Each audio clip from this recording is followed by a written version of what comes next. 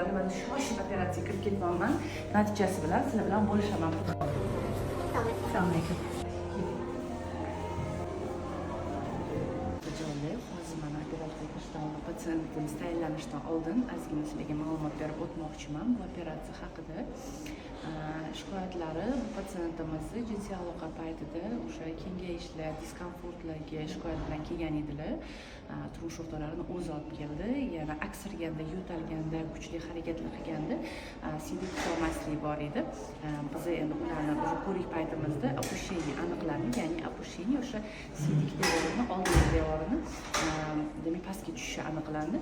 Va biz o'sha plan va operatsiya yangi yildan oldin o'sha plan qilgan edik. Просто o'ta joy bo'lmagani uchun endi mana hozir yangi yildan keyin bu operatsiyani xudo xolisi bajarib olamiz. Sizlarga operatsiya natijasi qiziq bo'lsa, reaksiyalar qoldiringlar. Biz operatsiyadan keyin natijasi bilan sizlar bilan bo'lishamiz.